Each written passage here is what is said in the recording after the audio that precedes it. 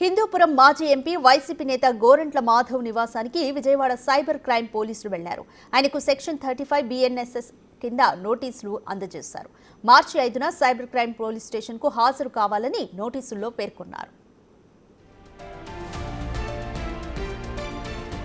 2024 November 2వ తేదీన cyber crime పిఎస్లో మహిళా కమిషన్ మాజీ చైర్మన్ వాసిరెడ్డి పద్మ ఫిర్యాదు చేశారు.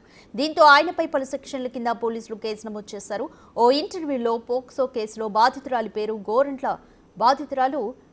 గోరంట్ల మాధవ్ చెప్పారంటూ ఆయనపై కేసు నమోదు చేశారు.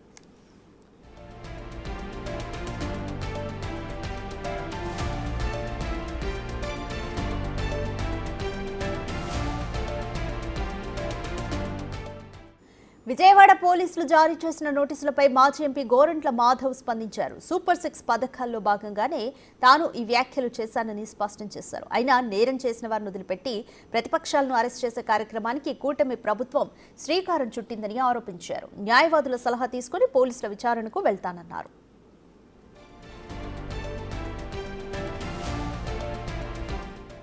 మరోవైపు గత ప్రభుత్వ హయాంలో దూషణలకు దిగిన పలువురు వైసీపీ నేతలు వరుస పెట్టి అరెస్ట్ అవుతున్నారు. ఇప్పటికే టీడీపీ కార్యాలయంపై దాడితో పాటు దాడి కేసులో కీలక సాక్షిగా ఉన్న సత్యవర్ధన్ కిడ్నాప్ వ్యవహారంలో గన్నవరం మాజీ ఎమ్మెల్యే వల్లభనేని వంశీని పోలీసులు అరెస్ట్ చేసి విచారిస్తున్నారు. అలాగే పోసాని కృష్ణమురళిని సైతం పోలీసులు అరెస్ట్ చేశారు. తాజాగా గోరంట్ల మాధవ్కు పోలీసులు నోటీసులు జారీ చేశారు. ప్రభుత్వానికి వ్యతిరేకంగా మాట్లాడినట్లు మీడియాలో వాళ్ళు కేసును రిజిస్టర్ చేయడం జరిగింది. ఆ కేసులో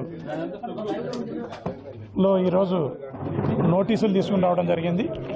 5వ తారీఖు నాడు పోలీస్ స్టేషన్కి, విజయవాడ పోలీస్ స్టేషన్కి రమ్మని ఆ నోటీసులో సారాంశము. నేను నా లీగల్ అడ్వైజర్ల ద్వారా కానీ కోర్టు ద్వారా కానీ ఖచ్చితంగా న్యాయం పొందుతానని నేను ఆశిస్తున్నాను. ఇప్పటికే పోసాని అరెస్ట్ అయ్యారు, వల్లభనేని వంశీ అరెస్ట్ అయ్యారు. నెక్స్ట్ టార్గెట్ గోరంట్ల మాధవేనా? వాళ్ళు ఎవరిని అరెస్టు చేసినా ఈ రాష్ట్రంలో వైఎస్ఆర్ కాంగ్రెస్ పార్టీ అదిరేది లేదు, బెదిరేది లేదు. ఖచ్చితంగా వాళ్ళు అరెస్టులు చేసే కొద్దీ ఇంకా ప్రజలలో ఈ ప్రభుత్వం పట్ల, ఈ కూటమి ప్రభుత్వం పట్ల వ్యతిరేకత పెరుగుతుంది. కానీ ప్రజల్లో ఎలాంటి సానుకూల స్పందన ఈ ప్రభుత్వానికి రాదు అని సందర్భంగా తెలియజేస్తున్నాం. ఒక మానవత్వం ఉన్న మనిషిగా చెప్పండి, మా ఇంటర్వ్యూలో బాధితుల పేరు చెప్పొచ్చా మనం మామూలుగా బయట? సరే, అకార్డింగ్ టు లా ఎవరు చెప్పనంత వరకు, ఎవరు డిస్క్లోజ్ చేయనంత వరకు, ఎక్కడ కూడా పేపర్లో కానీ సోషల్ మీడియాలో కానీ ఆ పేరు రానంత వరకు ఎవరు దాన్ని ప్రస్తావించినా అది తప్పవుతుంది. అది నాకు కూడా తెలుసు. ఆల్రెడీ ఈ పేర్లను ప్రింట్ మీడియాలో, సోషల్ మీడియాలో అవి బహిర్గతం అయిన తర్వాత, దానిపైన డిస్కషన్ చేసిన తర్వాత ఎవరైతే ఆ బాధిత బాలికలు ఉన్నారో ఆ బాలికలకు జరిగిన అన్యాయాన్ని జస్టిఫై చేయండి దీన్ని అనే క్రమంలో ఆ ముద్దాయిలను, తర్వాత ఆ అమ్మాయిల పేర్లను కూడా ప్రస్తావించినట్లు నాకు నోటీసు ఇవ్వడం జరిగింది. ప్రస్తావించారు సార్ మీరు నిజంగానే?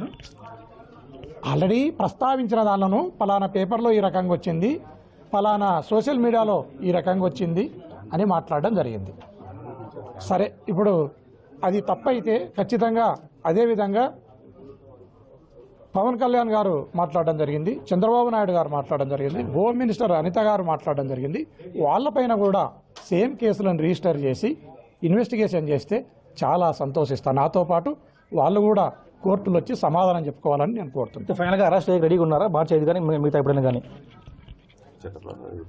సరే, దాన్ని ఇప్పుడు అరెస్టు చేస్తారా లేకుంటే బెయిల్ వస్తుందా రేపు నేను ఒకసారి చూసుకుంటా. మళ్ళీ నోటీసును మళ్ళీ ఒకసారి ఈ ప్రెస్ మీట్ అయిపోయిన తర్వాత, ప్రెస్ వాళ్ళంతా పోయిన తర్వాత ఒకసారి చూసుకుంటే నాకు అర్థమైపోతుంది. దాన్ని బట్టి నేను ప్రొసీడ్. ఇక్కడ 8% భయపడేది లేదు. కాకపోతే ఇంటర్వ్యూలు చెప్పిన తర్వాత కూడా అయితే మిగతా వాళ్ళు చెప్పారు, వాళ్ళకు కూడా రష్ చేయాలంటూ కూడా గంటా పదగా గోరంట్ల మాధవ్ చెప్తున్నారు.